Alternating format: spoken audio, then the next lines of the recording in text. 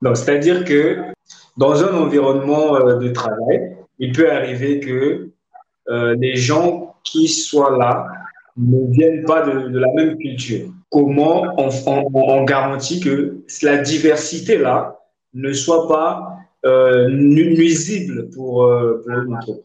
Comment est-ce qu'intégrer des personnes différentes dans une entreprise? Déjà, à la base, on doit savoir qu'une entreprise, elle n'est pas faite des personnes uniques, elle est faite des personnes de plusieurs visions, de plusieurs concepts. Les personnes, nous venons tous des mondes différents.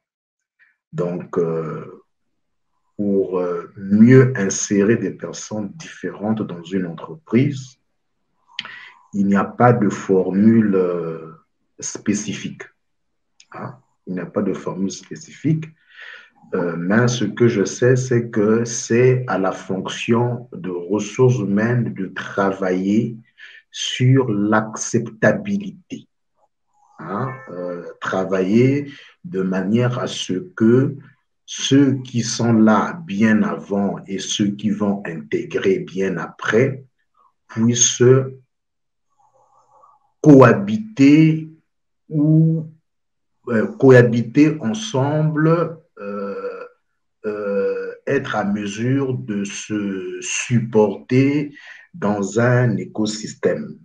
Une entreprise est différente à une autre, donc on n'a pas de formule unique. Hein. Je pense que la manière de faire des choses s'adapte à une culture d'entreprise spécifique.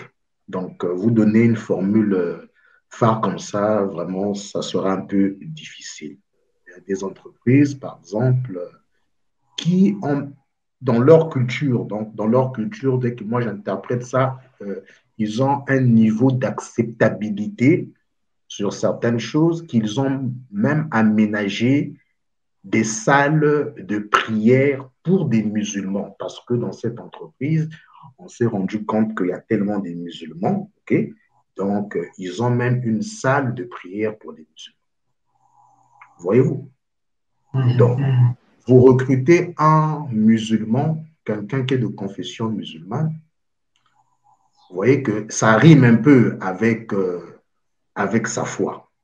Donc, le recrutement sera facile. Mais si vous recrutez un musulman, par exemple, qui aimerait pendant une partie de la journée ou bien pendant sa pause faire sa prière et que vous, dans votre logique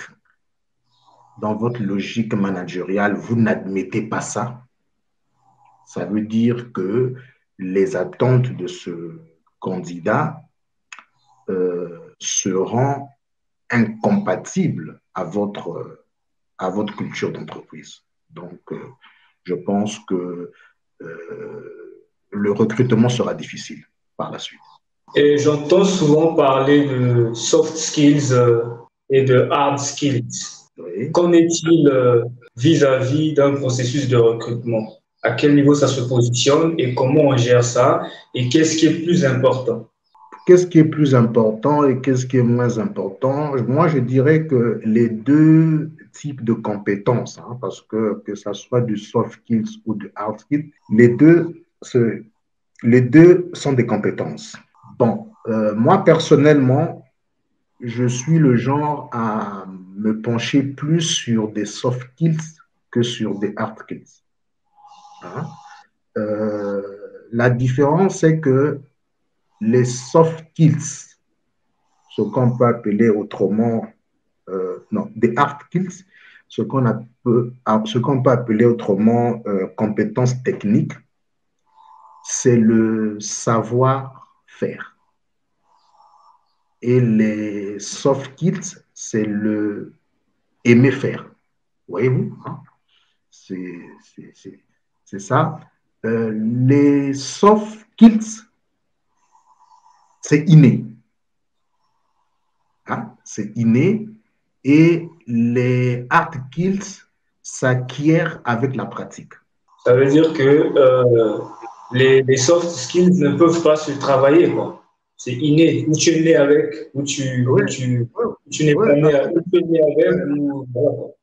les soft skills, les soft skills, la traduction littérale voudrait dire les compétences douces. Donc, compétences humaines, personnalité. Hein, donc c'est ce on est avec, c'est vraiment quelque chose d'inné. C'est pas quelque chose qu'on apprend à l'école. Voyez-vous?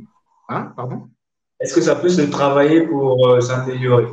Ouais, je pense, hein, bon, je peux peut-être dire une bêtise, hein, je pense que ça peut se travailler pour s'améliorer parce que lorsqu'on sait se remettre en question, je pense qu'on peut arriver à le développer en soi.